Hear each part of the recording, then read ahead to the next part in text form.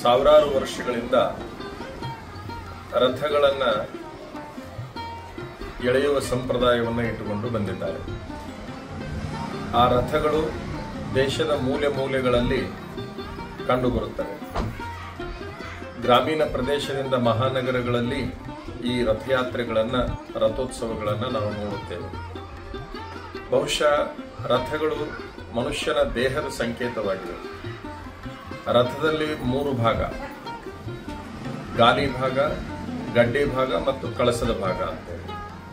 ಹಾಗೆ ದೇಹದಲ್ಲಿನೂ ಕೂಡ 3 ಭಾಗ: ಒಂದು ಕಾಲಿನ ಭಾಗ, ಕಾಲಿನಿಂದ ಸೊಂಟದವರೆಗೆ, ಸೊಂಟದಿಂದ ಕುತ್ತಿಗೆಯವರೆಗೆ ಒಂದು ಭಾಗ, ಕುತ್ತಿಗೆಯಿಂದ ಮೇಲೆ ಶಿರದವರೆಗೆ ಒಂದು ಭಾಗ.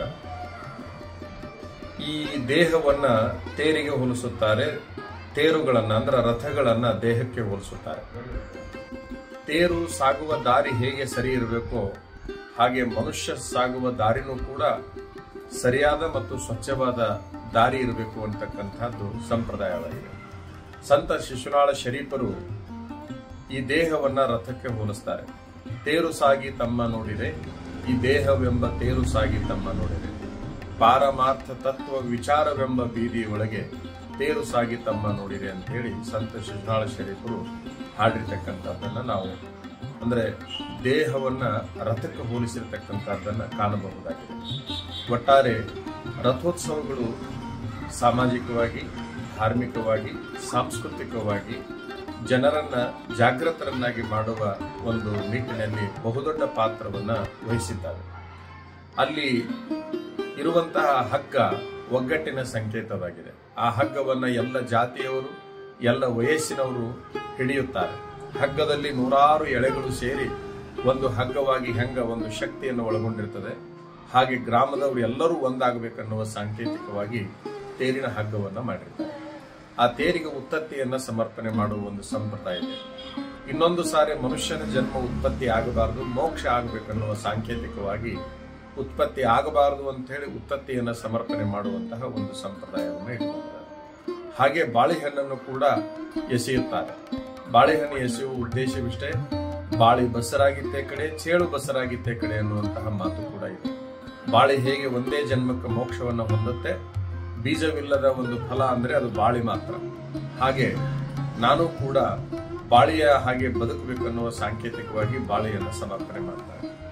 ಈ ತೇರಿನಲ್ಲಿ ವಿವಿಧ ತೆರನಾಗಿ ಮಾಡತಕ್ಕಂತಹ ಒಂದು ಸಂಪ್ರದಾಯವನ್ನು ನಾವು ನೋಡಿದ್ದೇವೆ. ಅಂಕಣದ ತೇರಂತ ಬರ್ತದೆ, ಗಡ್ಡಿ ತೇರಂತ ಬರ್ತದೆ. ಇತ್ತೀಚೆಗೆ ಇನ್ನು ಬೇರೆ ಬೇರೆ ಲೋಹಗಳಲ್ಲಿನೂ ಕೂಡ ತೇರುಗಳನ್ನು ಮಾಡ್ತಕ್ಕಂಥದ್ದನ್ನು ನಾವು ನೋಡಿದ್ದೇವೆ. ನಮ್ಮ ಕುಂದಗೋಳ ತಾಲೂಕಿನ ಮಳಲಿ ಗ್ರಾಮದ ಮುರಳೀಧರ್ ಬಡಿಗೇರ್ ಅವರು ತೇರು ಮಾಡುವುದರಲ್ಲಿ ಬಹಳ ದೊಡ್ಡ ಸಿದ್ಧಹಸ್ತರು ಅಂತ ನಾವು ಹೇಳ್ಬಹುದು. ಬಹುಶಃ 150ಕ್ಕೂ ಹೆಚ್ಚು ತೇರುಗಳನ್ನು ಮಾಡಿರ್ತಕ್ಕಂತಹ ಕೀರ್ತಿ ಅವರಿಗೆ ಸಲ್ತದೆ ಅಂತಕ್ಕಂಥ. ಚಿಕ್ಕದಾಗಿರ್ತಕ್ಕಂಥ ತೇರಿನಿಂದ ಹಿಡಿದು ಬಹುದೊಡ್ಡ ದೊಡ್ಡ ತೇರುಗಳನ್ನು ಕೂಡ ಇವರು ಮಾಡಿದ್ದಾರೆ. ಇವರ ಒಂದು ಕಟ್ಟಿಗೆಯೊಳಗಿನ ಕೆತ್ತನೆ ಅನ್ನುವಂಥದ್ದು ಬಹಳ ವಿಭಿನ್ನವಾಗಿರುವಂತಹದ್ದು. ಇವರು ಮಾಡಿದ 50ಕ್ಕೂ ಹೆಚ್ಚು ತೇರುಗಳನ್ನು ನಾವು ನೋಡಿ ಸಂತೋಷವನ್ನು ಪಟ್ಟಿದ್ದೇವೆ ಮತ್ತು ಅವರು ಕಲೆಯನ್ನು ಕಂಡು ಪ್ರಶಂಸೆಯನ್ನು ಕೂಡ ಮಾಡಿದ್ದೇವೆ. ಬಹುಶಃ ಕಟ್ಟಿಗೆಯಲ್ಲಿ ಬಹು ಸುಂದರವಾದ ಚಿತ್ರಗಳನ್ನು ಬಿಡಿಸುವುದರಲ್ಲಿ ಮುರಳೀಧರ್ ಬಡಿಗೇರ್ ಅವರು ಸಿದ್ಧಹಸ್ತರಾಗಿದ್ದಾರೆ. ಕೊಟ್ಟ ಮಾತಿಗೆ ನಡ್ಕೊಳ್ಳುವುದರಲ್ಲಿ ಮತ್ತು ಗಟ್ಟಿಯಾದ ಒಂದು ರಥಗಳನ್ನು ಮಾಡುವುದರಲ್ಲಿ ಇವರು ಮನಸಾ ಕೆಲಸ ಮಾಡ್ತಾರೆ ಅನ್ನುವಂಥದ್ದನ್ನ ಈ ಸಂದರ್ಭದಲ್ಲಿ ಹೇಳಬಹುದು. ಮುರಳೀಧರ್ ಬಡಿಗೇರ್ ಅವರು ಬಹುಶಃ ರಾಜ್ಯದ ಮಠಾಧಿಪತಿಗಳ ಗಮನವನ್ನ, ಸಾಹಿತಿಗಳ ಗಮನವನ್ನ, ರಾಜಕೀಯ ನಾಯಕರ ಗಮನವನ್ನ ತಮ್ಮ ಕಲೆಯ ಮೂಲಕ ಸೆಳೆದಿದ್ದಾರೆ ಅನ್ನುವಂಥದ್ದನ್ನ ಹೇಳಬೇಕಾಗಿದೆ. ಮುರಳೀಧರ್ ಬಡಿಗೇರ್ ಅವರ ಕಲೆ ಇನ್ನೂ ಉಳಿಬೇಕಾದ್ರೆ ಸರ್ಕಾರ, ಸಮಾಜ ಅವರ ಬೆನ್ನಿಗೆ ನಿಲ್ಲಬೇಕು, ಅವರನ್ನು ಗುರುತಿಸಬೇಕು ಅಂತಕ್ಕಂಥದ್ದು ನಮ್ಮ ವೈಯಕ್ತಿಕ ಅಭಿಲಾಷೆಯಾಗಿದೆ ಅನ್ನುವಂಥದ್ದನ್ನ ಈ ಸಂದರ್ಭದಲ್ಲಿ ಹೇಳ್ತೀನಿ.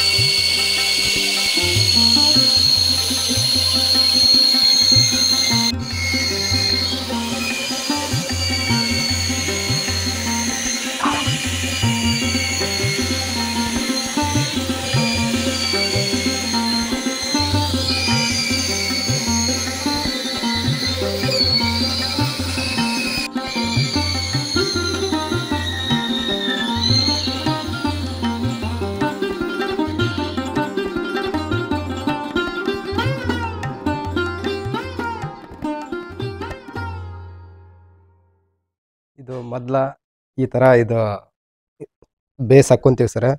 ಅವ್ರು ಏನೋ ಸೈಜ್ ಹೇಳ್ತಾರ ಆ ಸೈಜಿಗೆ ಇದೆಲ್ಲ ಸ್ಕ್ವೇರ್ ಬಾಕ್ಸ್ ಮಾಡ್ಕೊಂಡು ಈ ತರ ಬೇಸ್ ರೆಡಿ ಮಾಡ್ಕೊಂಡು ಮೇಲ್ಗಡೆ ಗಟ್ಟಿ ಕೆಲಸ ಚಾಲೂ ಮಾಡ್ತೀವಿ. ಈಗ ಆ ವೀಲಿಗೆ ಬರುತ್ತೆ, ಇದಕ್ಕೆ ಕಲ್ಲಿನ ಗಾಲಿ ಬರುತ್ತೆ. 7 ಫೂಟ್ 7 ಅಡಿ ಇದಕ್ಕೆ ಕಲ್ಲಿನ ಗಾಲಿ ಬರುತ್ತೆ. ಇದು ಈ ತರ ಈ ಕಟ್ಟಿಗೆ ಒಳಗೆ ಮಾಡಿ ಇದಕ್ಕೆ ಮತ್ತೆ ಪೈಪ್ ರೌಂಡ್ ಎಲ್ಲ ಪೈಪ್ ರೆಡಿ ಮಾಡಿ ಪೈಪ್ ಹಾಕಿ ಆಮೇಲೆ ಗಾಲಿಯನ್ನು ಹಾಕ್ತೀವಿ. ಈಗ ಬಾಗಲಕೋಟೆ ಡಿಸ್ಟ್ರಿಕ್ಟ್ ನಿಡಗುಂದಿ ಗ್ರಾಮ ಸರ್. ಇದು ಶ್ರೀ ಬುದ್ಧೇಶ್ವರ ದೇವಸ್ಥಾನಕ್ಕೆ ಈಗ ಇನ್ನ 4 ತಿಂಗಳೊಳಗೆ ರೆಡಿಯಾಗಿ ಅವ್ರ ಊರಿಗೆ ತಲುಪುತ್ತೆ ಸರ್. ಹೈಟು 51 ಅಡಿ ಬರ್ತದೆ. ಟೋಟಲ್ ಹೈಟ್ 51 ಅಡಿ ಬರುತ್ತೆ. ಇಲ್ಲಿ ಬಂದು 15 ಫೂಟ್ ಉದ್ದ ಬರುತ್ತೆ. ಕಟ್ಟಿ ಬಂದು 8 ಅಡಿ ಹೈಟ್ ಕಟ್ಟಿ ಬರುತ್ತೆ. ಮಂಟಪ 7 ಅಡಿ ಮಟ್ಟ ಮಂಟಪ ಬರುತ್ತೆ. ಟೋಟಲ್ ಎಲ್ಲ ಕಳಸದವರೆಗೆ ಗಾಲಿಯಿಂದ ಕಳಸದ ತುದಿವರೆಗೆ 51 ಅಡಿ ಬರುತ್ತೆ. ಅಪ್ಪ ಇದ ಗಾಲಿ ಅಂತಂದ ಗಾಲಿದ ಇದಕ್ಕ ಹೈಟಿಗೆ ಇದಕ್ಕ ಮತ್ತ ಇದಕ್ಕ ಹೆಂಗ ಅದ ಮೆಜರ್ಮೆಂಟ್ ಅಳತಿ ಮಾಡ್ತಾರಪ್ಪ? ಅದು 3 ಪಾಲ ಇರ್ತದೆ. ಹಾ 3 ಪಾಲ ಇರ್ತದೆ. ಓಕೆ. 3 ಪಾಲ ಅಂತಂದ್ರ ಈಗ ನಮ್ಗೆ ಅಕಸ್ಮಾತ್ ಒಂದ್ 30 ಫೂಟಿಂದ ನಾವು ಇದನ್ ಬೇಕಪ್ಪ ಅಂತಂದ ರಥ ಬೇಕಪ್ಪ ಅಂತಂದ ಯಾವ್ದು ಆರ್ಡರ್ ಮಾಡಿದಪ್ಪ ಅಂತಂದ ಮಾಡುದು. ಮ್ಯಾಲಿನ ಅಳತೆ ಹೆಚ್ಚು ಕಡಿಮೆ ಇದ್ರು ಕೂಡ ಅದಕ್ಕೆ ಒಂದೇ ಪಾಲ ಅಂತೇಳಿ ಒಂದು ಮಾರ್ಕ್ ಹಾಕಿರ್ತೀವಿ. ಓಕೆ ಗಡ್ ಒಂದ್ ಪಾಲ. ಓಕೆ. ಈಗ ನೀವು ಹೇಳಿದ ಒಂದು ಮನುಷ್ಯನ ಆಕೃತಿ ಒಳಗಡೆಗೆ ರಥ ಐತತಿ ಅಂತಂದ ನಾವು ಕಾಲುಗಳನ್ನ ನಾವು ಚಕ್ರವನ್ನಾಗಿ ನಾವು ಅದಕ್ಕೆ ಕಂಪೇರ್ ತಗೊಂಡಿವಪ್ಪ ಅಂತಂದ್ರ ಚಕ್ರ ಅಂದ್ರೆ ಕಾಲು. ಓಕೆ. ಹಾ ಕಾಲಿನಿಂದ ಟೊಂಕದ ಮಟ್ಟ ಒಂದ್ ಅಳತೆ. ಇದು ಈ ನಮ್ಮ ರಥಕ್ಕೆ ನಾವು ಹೋಲಿಕೆ ಮಾಡಿದೀವಪ್ಪ ಅಂತಂದ್ರ ಟೊಂಕದ ಮಠ ಅದು ಎಲ್ಲಿಗೆ ಬರ್ತೈತಪ್ಪ? ಟೊಂಕದ ಮಟ್ಟ ಅಂತಂತಂದ್ರೆ ಗಾಲಿ ಮ್ಯಾಲಿನ ಫೌಂಡೇಶನ್. ಇದ್ರಲ್ಲಿ ಎಲ್ಲಿ ಮಠ ಬಂದ್ರಿ ಈ ಜಾಗದಲ್ಲಿ? ಈ ರಥಕ್ಕೆ ಎಲ್ಲಿ ಮಠ ಬಂದ್ರಿ? ಡೊಳ್ಳರಿ ಇದೆಲ್ಲ ಡೋಲ್ಡು. ಹಾ ಗಾಲಿಲಿಂದ ಡೊಳ್ಳರಿ ಗಾಲಿ ಒಂದೇ ಒಂದು.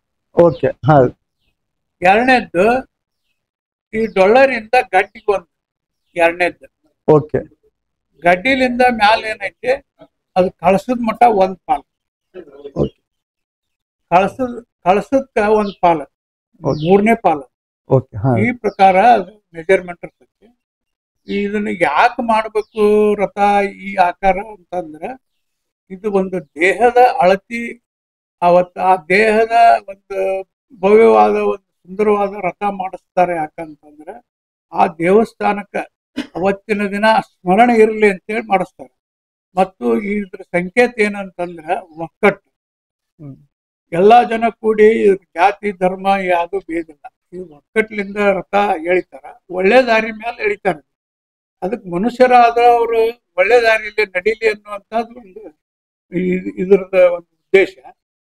ಮನುಷ್ಯರಾದವರು ಒಳ್ಳೆ ದಾರಿಯಾಗ ನಡೀಲಿ, ಒಳ್ಳೆ ಹಾದಿಯೊಳಗ ನಡೀಲಿ ಅನ್ನೋದು ಒಂದು ಉದ್ದೇಶ. ಇದನ್ನ ಒಕ್ಕಟ್ಟು ಎಲ್ಲೈತಿ ಅಲ್ಲೇ ದೇವ್ರದಾನ, ದೇವ್ರ ಅದಕ್ಕೆ ಪ್ರತ್ಯಕ್ಷ ಅಕ್ಕನ ಅನ್ನೋದು ಒಂದು ಮೂಢನಂಬಿಕೆ.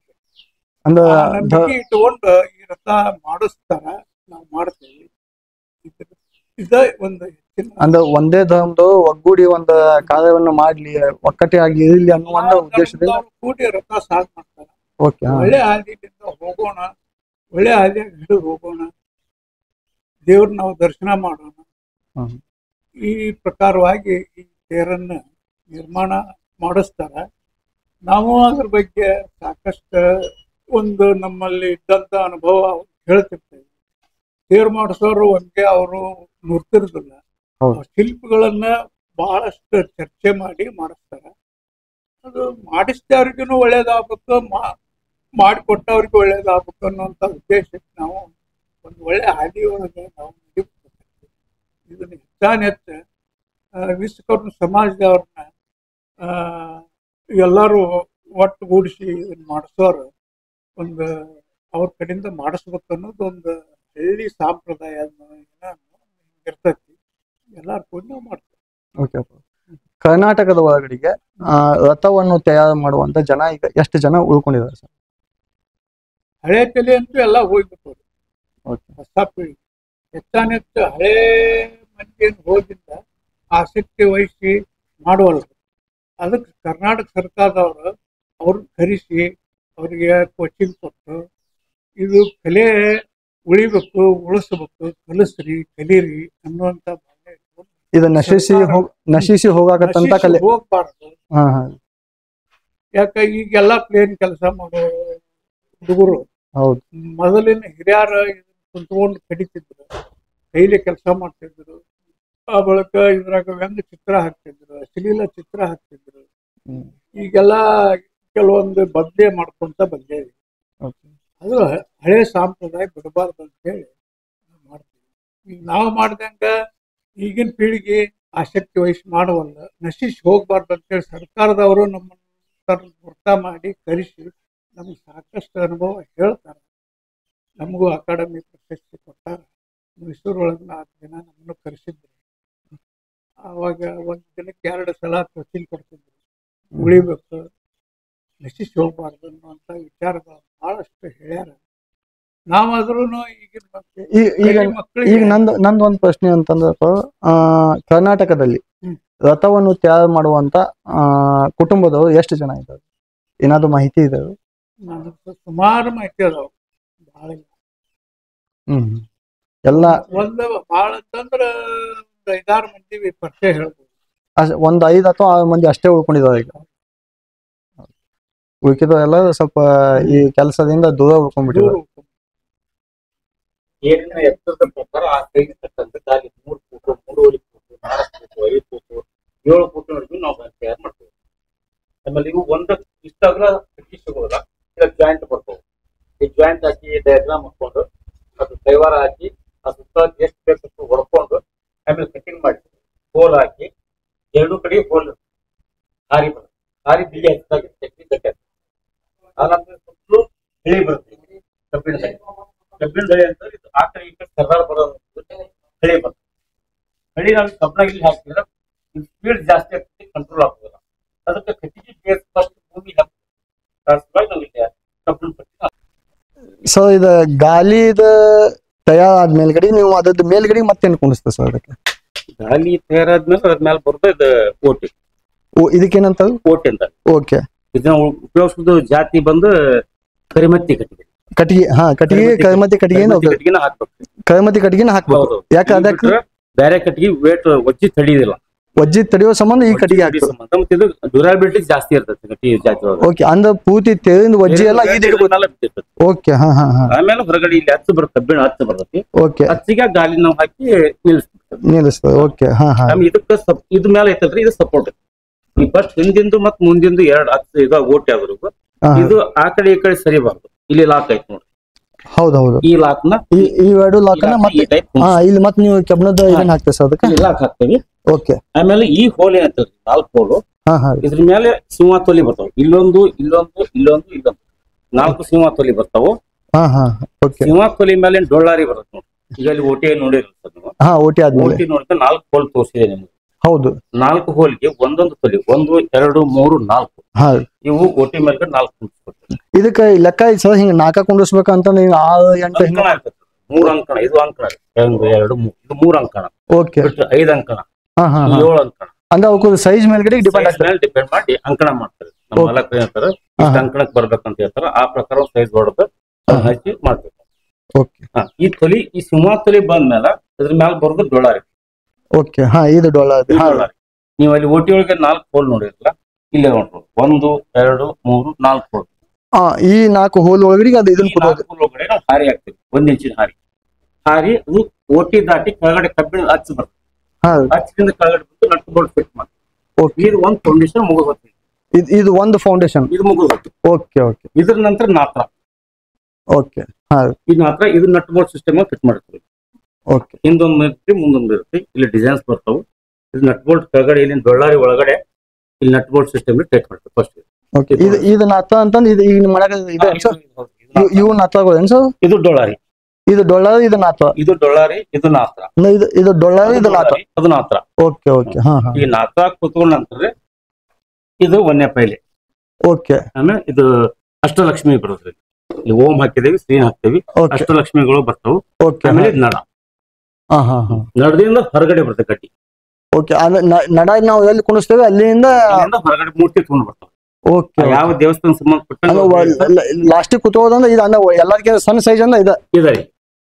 ಟೋಟಲ್ ತೇರ್ ಇಲ್ಲಿ ನೋಡಿ, ಟೋಟಲ್ ತೇರ್ಗೂ ಸೆಂಟ್ರ್ ಒಳಗಡೆ ಬರ್ತಿದ್ದ. ಇದು ಒಳಗಡೆ ಯಾವ್ದು ಬಂದಿರ್ತೈತಿ ಅದಕ್ಕೆ ನಾವು ನಡ ಅಂತ ಇದನ್ನ ನಾವು ನಡ ಅಂತಂದೇವೆ. ಎಲ್ಲಕ್ಕಿಂತ ಕೆಳಗಿಂದ ಒಳಗಡೆ ಮಾಡಿದ್ದು ಒಂದು ನಡ. ನೋಡ ಇಲ್ಲಿಂದ ಇದು ಮೂರ್ತಿ ಇರ್ತದೆ, ಮತ್ತೆ ಹಿಂಗ್ ಮೇಲ್ಗಡೆಗೆ ಹೇಳ್ತಾರೆ. ಇಲ್ಲಿಂದ ಹೊರಗಡೆ ಬರ್ತೀನಿ.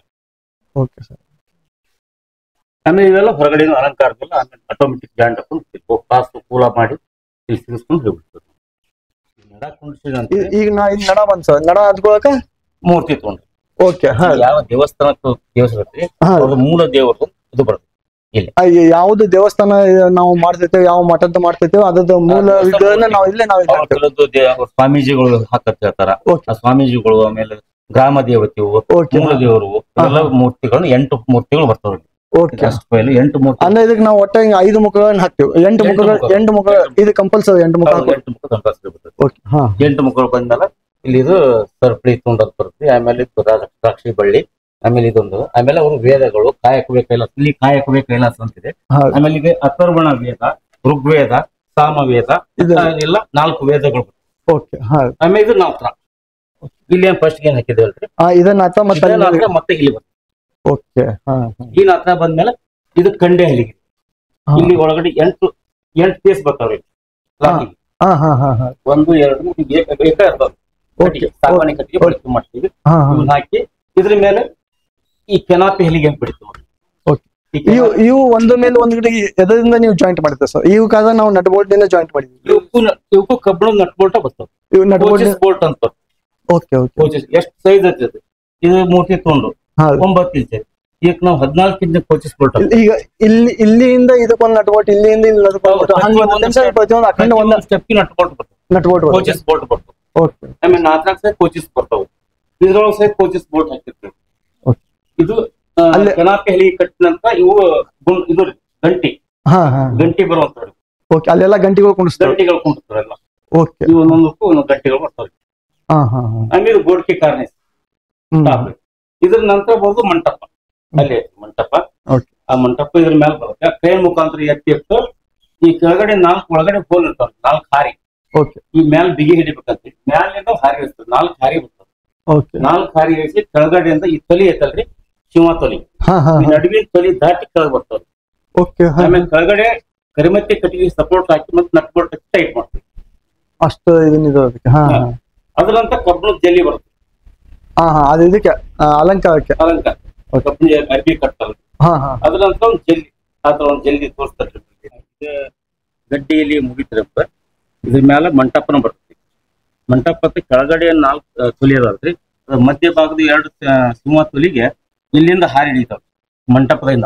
ಮಂಟಪಕ್ಕೆ ಮುಗಿಸಿದ್ರೆ ಮಂಟಪದಾಗಿಂದ 4 ಹಾರಿ ಕೆಳಗಡೆ ಹಾಕಿ ಮ್ಯಾಲೆ ಮತ್ತು ಕೆಳಗಡೆ ನಟ್ ಬೋಲ್ಟ್ ಹಚ್ಚಿ ಟೈಟ್ ಮಾಡ್ತೀವಿ. ಈಗ ನೀವು ಮೇಲೆ ತೋರಿಸಿದ್ರೆ ಆ ತೇರಿಗೆ ಬರುವಂತ ಮಂಟಪ ಇದು. ಓಕೆ ಇದು ಅಷ್ಟು ಪೈಲೆ ಇರುತ್ತೆ. ಇದ್ರೊಳಗೂ 8 ಭಾಗ ಮೂರ್ತಿಗಳು 8 ಮೂರ್ತಿಗಳು ಇರ್ತದ. ಇದು ಸಹಿತ ಅಷ್ಟು ಪೈಲಾಗ ಇರುತ್ತೆ, 8 ಭಾಗ ಇರ್ತದಾಗ. ಇದು ಮಂಟಪನ ಕ್ರೇನ್ ಮುಖಾಂತರ ಎತ್ತಿ ಆ ಕೆರೆ ಮೇಲೆ ಇರ್ತೀವಿ ನಾವು. ಇಟ್ಟಂತ ಇಲ್ಲಿ ಮ್ಯಾಲ ಹೋಲ್ ಹಾಕ್ಕೊಳ್ತೀವಿ.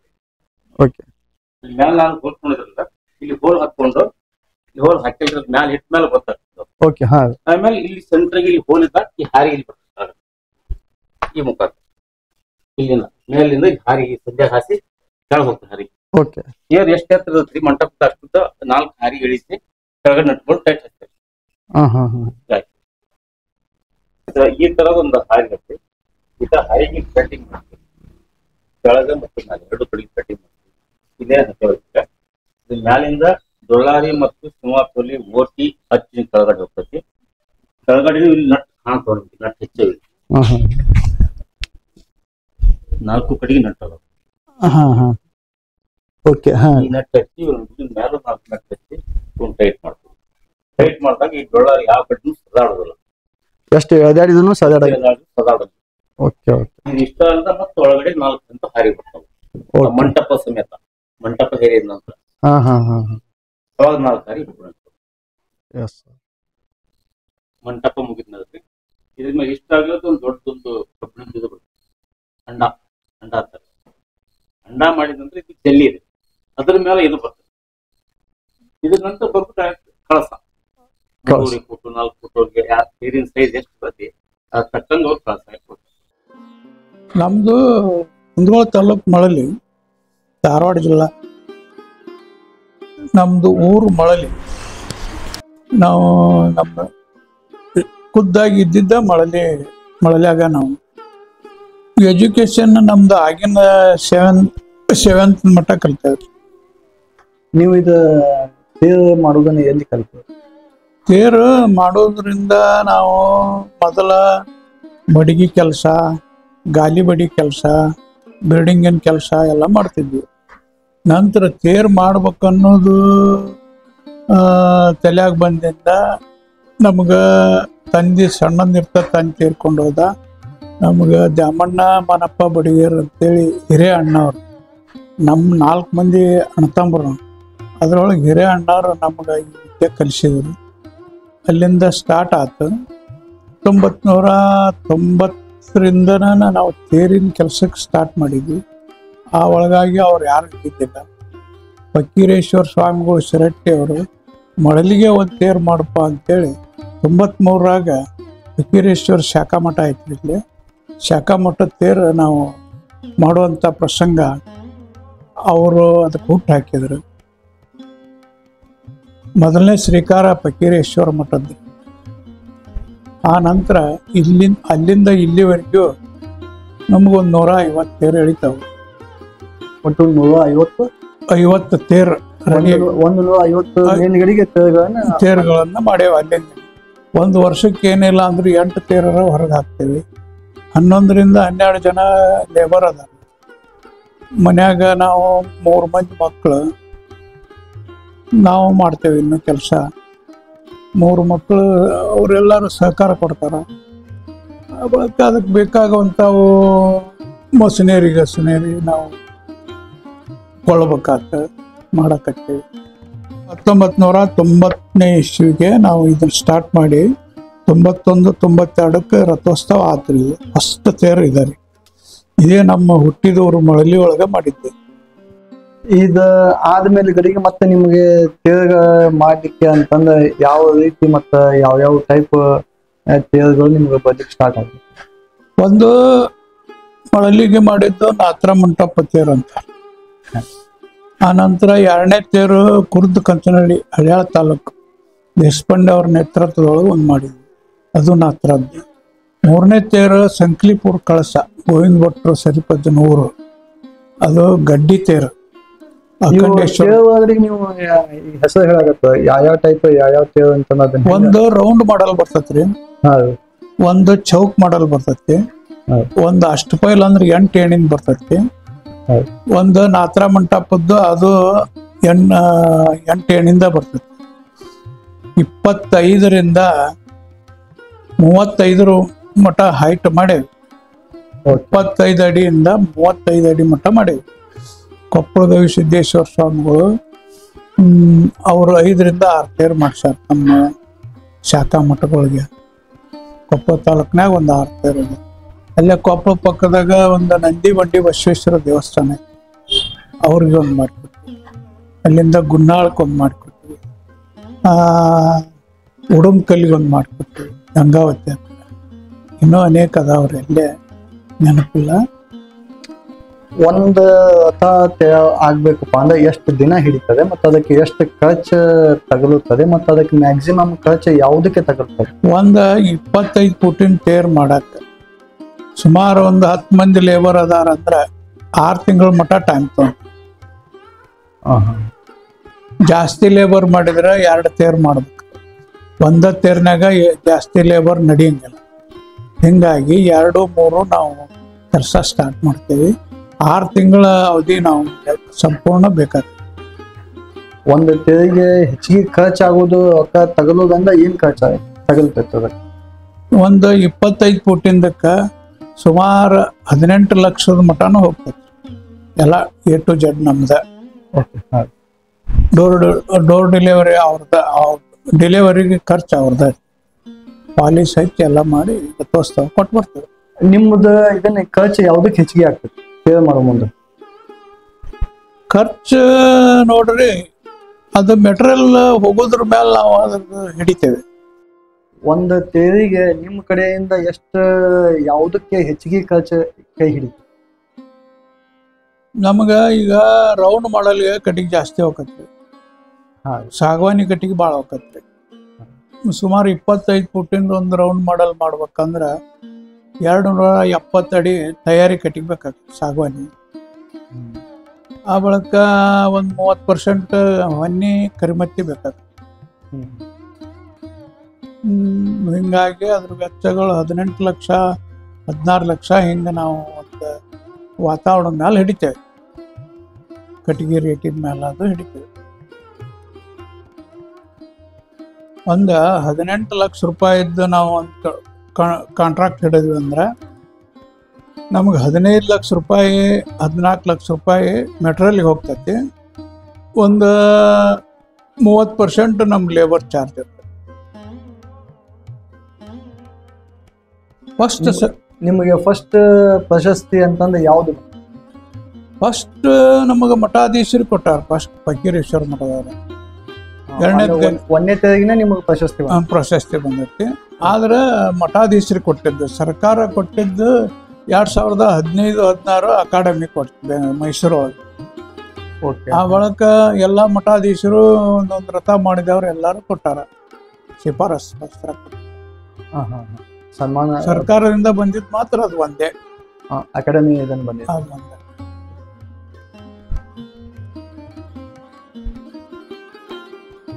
ಬೊಮ್ಮಾಯಿ ಸಾಹೇಬರು ಚೀಫ್ ಮಿನಿಸ್ಟರ್ ಇರೋದಕ್ಕಿಂತ ಪೂರ್ವದಾಗ ಒಂದು 2ರಿಂದ 3 ತೇರು ಉದ್ಘಾಟನೆದಾಗ ಕೂಡಿದ್ವಿ. ಬರೀ ಶಾಲ್ ಒದಿಸೋದಾಗಿತ್ತಪ್ಪ, ಈ ಸಲ ಅರ್ಜಿ ಕೊಡು, ನಾ ಮಾಡಿಕೊಡ್ತೀನಿ, ರಾಜ್ಯೋತ್ಸವ ಪ್ರಶಸ್ತಿಗೆ ಅರ್ಜಿ ಕೊಡು ಅಂದರು. ಏನೋ ದುರ್ದೈವ 2 ಸಲ ಅವ್ರ CM ಹತ್ರ ನಾವು ಹೋದ್ವಿ, ಮಾಡಲಿಲ್ಲ. ಅಲ್ಲಿಂದ ಅವ್ರು ಹೇಳಿದ್ರಂತ ನಾವು ಹೋಗಿದ್ವಿ ವಿನಃ ನಾವಾಗಲೇನ ಅದು ಪ್ರಶಸ್ತಿ ಬೇಕಂತೇಳಿ ನಾವು ಹೇಳಿದ ಮಾತೇನಲ್ಲ. ಮತ್ತು ಮುಂದೆ ಟ್ರೈ ಮಾಡೋಣ ಅಂತೇಳಿ ಈ ಕಾಂಗ್ರೆಸ್ ಗೌರ್ಮೆಂಟ್ ಇದ್ದಾಗ ಹೋದ ವರ್ಷ ಕೊಟ್ವಿ. ಅದು ದುರ್ದೈವ ಬರಲಿಲ್ಲ. ಇನ್ನು ಮುಂದೆ ಸರ್ಕಾರ ನಾವು ಬೆನ್ನ ಹತ್ತಿ ಹೋಗೋದು ಸರ್ಕಾರ ನಾನು ಗುರುತಿಸ್ಲಿ ಅಂತೇಳಿ ನಾವು ಅರ್ಜಿ ಕೊಡಿಸೋದ ಬಂದ್ ಮಾಡೇವಿ. ಸರ್ಕಾರದಿಂದ ನಿಮ್ಗೆ ಇನ್ನೂ ಮಟ್ಟ ಯಾವುದೇ ಯಾವುದು ಏನು ಸಹಕಾರ ಬಂದಿಲ್ಲ, ಸರ್ಕಾರನೂ ಬಂದಿಲ್ಲ, ಯಾವ್ದು ಪ್ರಶಸ್ತಿನೂ ಇದನ್ನ ಮಾಡಿಲ್ಲ, ಬಂದಿಲ್ಲ. ನಿಮ್ಮಲ್ಲಿ ಇನ್ನೂ ಗುರುತಿಸನೂ ಇಲ್ಲ ಅನ್ನಂಗೆ. ಬಂದಿಲ್ಲ. ಲಕ್ಷ್ಮೀ ದೇವಸ್ಥಾನ ಸುಳಿಬಾವಿ ಅಂತೇಳಿ ದೊಡ್ಡ ದೇವಸ್ಥಾನಕ್ಕೆ ಒಂದು ಮಾಡ್ತೀವಿ. ಇದಕ್ಕ ಇದನ್ನ ಮಂಟಪಗಳು ಎಷ್ಟು ಮಂಟಪಗಳು ಅದಾವ? 5 ಮಂಟಪ ಇದ್ವು. 5 ಮಂಟಪದ್ದು. ಇದು ನೀವು ಮಾಡಿದ್ದಲ್ಲಿ ತುಂಬಾ ಸುಂದರವಾದದ್ದು. ಮತ್ತ ನಾವು ಮಾಡಿದ್ರೊಳಗ ಇದು ಸುಂದರವಾದದ್ದು. ಇದನ್ನ ಬಿಟ್ರೆ ಬೋಗಾವಿ ಅಂತ ಬರ್ತೈತಿ. ಬೋಗಾವಿ ಹಿರೇಕೆರೂರು ತಾಲೂಕು ಬೋಗಾವಿ ಬರ್ತೈತಿ. ಅಲ್ಲೊಂದು ರೌಂಡ್ ಮಾಡಲ್ ಮಾಡಿ, ಮುಂದೆ ಸಿಡೇನೂರು ನೆಹರು ಪಾಟೀಲ್ MLA ಊರು ಸ್ವಂತ ಊರಿಗೆ ಮಾಡ್ತಿದ್ವಿ, ಅದು ರೌಂಡ್ ಮಾಡಲ್ ಅನೇಕ ಅದಾವ. ಅತಿ ಎತ್ತರವಾಗಿ ನೀವು ಮಾಡಿಕೊಟ್ಟಂಥದ್ದು ಯಾವ್ದು? ಅತಿ ಎತ್ತರವಾದದ್ದು ಕೊಪ್ಪಳ ತಾಲೂಕು ಹಂದ್ರಾಳ್ ಗ್ರಾಮದ ಫಕೀರೇಶ್ವರ ಮಠ, ಶಾಖಾ ಮಠ. ಎಷ್ಟು ಹೈಟ್ ಇತ್ತು? 35 ಫುಟ್. 35 ಫುಟಿಂದ ಹೈಟ್ ಇದೆ ನೀವು ಮಾಡ್ಕೊಟ್ಟು. ಯಾವ್ದಪ್ಪ ಅಂದ್ರೆ ರೌಂಡ್ ಮಾಡಲ್. ರೌಂಡ್ ಮಾಡಲ್ ಯಾವ ಊರಿಗೆ ಕೊಟ್ಟಿರೋದು? ಸಿಡೇನೂರು, ಕೊಪ್ಪಳ ಜಿಲ್ಲೆ. ಇದು ಎಲ್ಲಕ್ಕಿಂತ ಹೈಟ್ ಇದ್ದಂಥದ್ದು ಹಂದ್ರಾಳ್ ಪೇರ್ ಮಾಡಿದ್ದ ನೀವು. ಈಗ ಎಷ್ಟು ಫುಟಿಂದ ಇದು? 35 ಫುಟ್. 35 ಫುಟಿಂದ.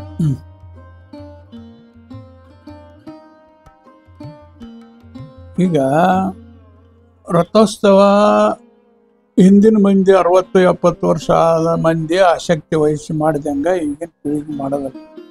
ಇಡೀ ನಮ್ಮ ಕರ್ನಾಟಕದೊಳಗನ ಈಗ ನನ್ನ ತಿಳಿದ ಮಟ್ಟಿಗೆ 25 ಜನ ಕಣ್ಣಿಗೆ ಕಾಣ್ತಾರೆ.